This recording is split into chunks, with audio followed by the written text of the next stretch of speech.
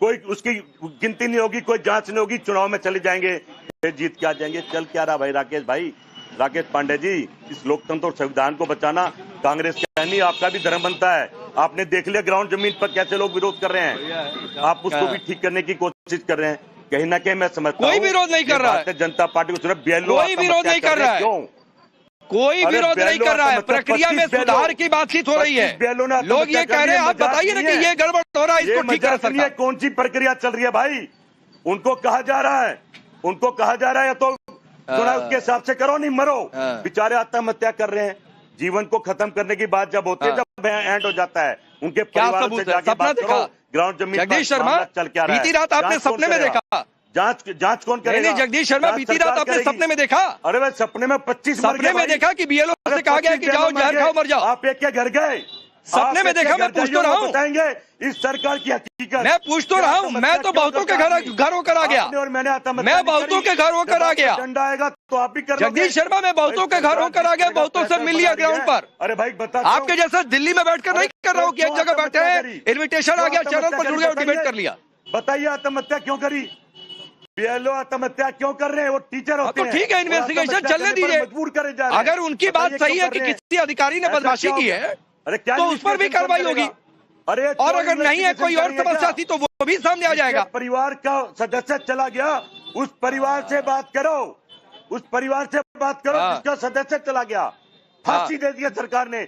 आप कितने परिवार से मिले? जगदीश शर्मा, आप कितने परिवार से मिल लिए?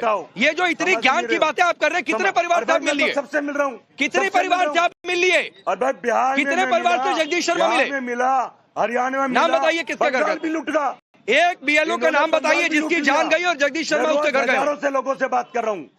अरे भाई बता रहा हूं। अरे बताइए, वो आप हार जाइए। कांग्रेस पार्टी आज ही के दिन से हार मानकर बैठ गई है कि हमारा यूपी में भी बुरा हाल होने वाला है, हमारा बंगाल में भी हाल बुरा होने वाला है। उधर टीएमसी देख ले, इधर सपा देख ले। मरने का शौक हो गया क्या लोगों को? ये मारे जा रहे हैं। ये चुनाव आयुक्त शुभ रास्ता, समझ लो। ठीक है, ठीक है, शुभ रास्ता।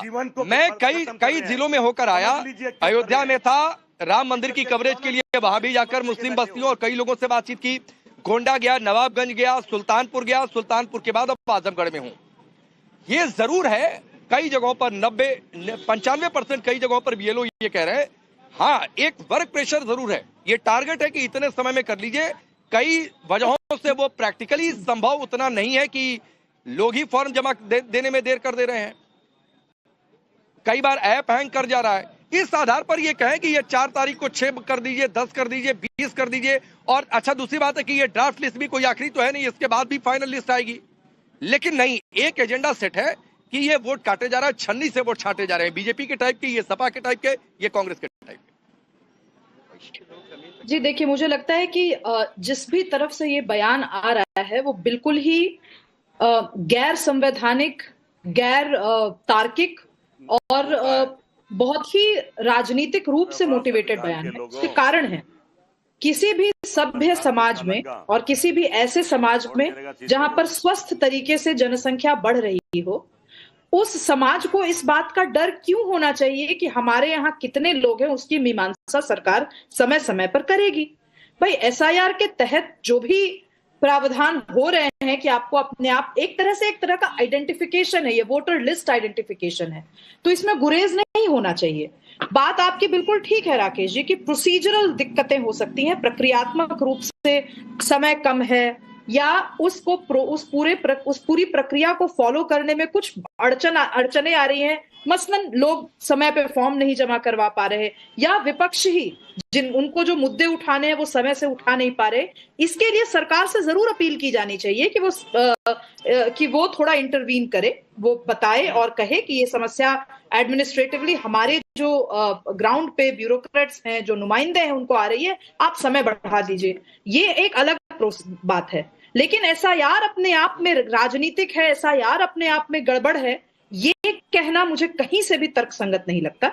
बात जहां तक रही कि छन करके जो आपने छन्नी का उदाहरण यूज किया कि भाई छन्नी से वोट निकाले जा रहे हैं, तो आप छन्नी से जिन चीज जो अवशेष बच रहे हैं, उन अवशेषों को अच्छे से वेरीफाई करके सरकार के मुंह पर तमाचा मारे ना विपक्ष, कहे कि आपने इन 100 लोगों को बाहर किया, इसमें से 90 लोग जो हैं वो बिल्कुल वोटर आईडी इनकी होनी चाहिए, ये आधार कार्ड इनका सही है, जो ब्लॉक लेवल रिप्रेजेंटेटिव है वो इनको जान, तो करे ना सरकार।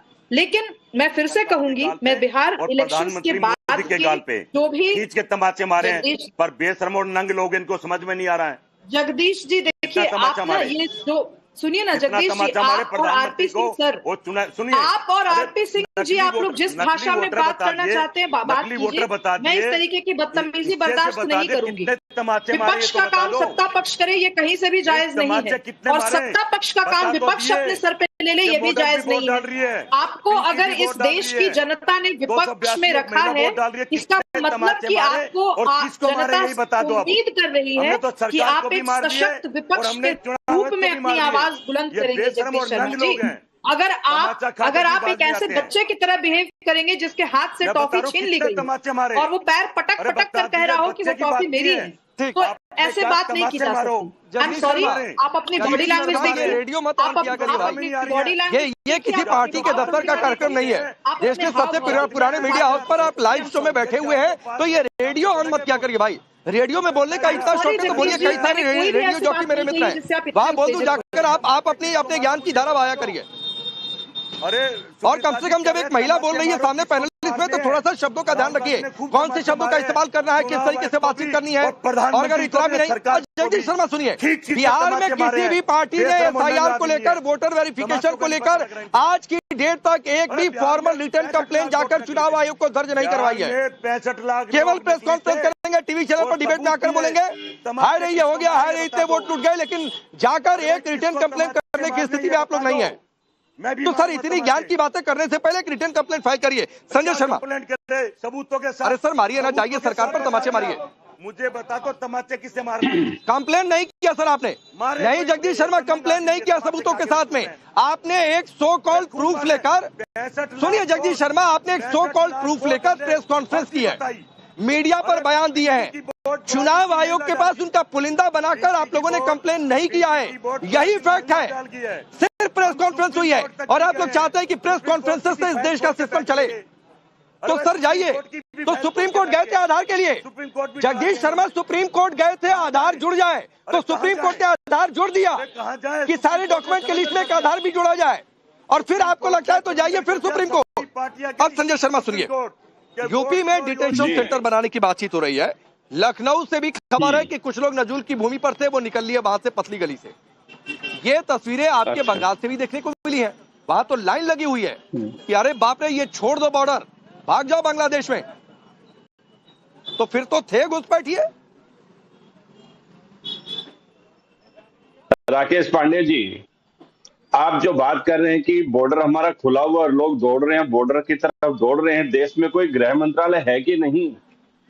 केंद्रीय गृह मंत्री के अधीन केंद्रीय गृह मंत्रालय है, बॉर्डर पर हमारी सीमाएं हैं, खुला है ऐसे ही संजय शर्मा, हमारी सीमाएं। संजय शर्मा एक बात कह रहा हूँ, मैं एक एक शब्द को बहुत ध्यान से सुनता हूँ। मैंने ये बिल्कुल नहीं बोला कि बॉर्डर खुला हुआ है, मैंने ये बोला कि दौड़ लग गई है, वहां पर उन्हें रोका जा रहा है और उनके कार्ड चेक करके वापस भेजा जा रहा है। ये बिल्कुल नहीं कि बॉर्डर खुला हुआ है कि आ जाओ चले जाओ, ऐसा बिल्कुल नहीं है। आगे बोलिए अपनी बात। न तो ऐसी कोई दौड़ लगी हुई है, न कोई ऐसा चेक किया जा रहा है। और जहां तक चुनाव आयोग एसआईआर की बात है, अच्छा। आज आपने भी जितने लोगों से पूछा है, सभी लोगों ने कहा है कि बहुत जल्दी में लिया गया काम है, इसके लिए टाइम दिया जाना चाहिए। इससे तो आप इनकार नहीं कर सकेंगे।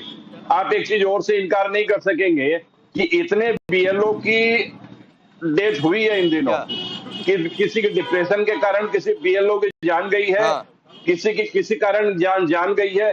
क्या एक भी चैनल ने चुनाव आयोग से पूछा कि इतने बीएलओ मर रहे हैं, वो भी किसी परिवार का हिस्सा है, एक परिवार चलाते हैं, उनपे भी लोग डिपेंडेंट है, चुनाव आयोग क्यों नहीं उनकी तो कौन कह रहा है कि नहीं परिवार का हिस्सा है?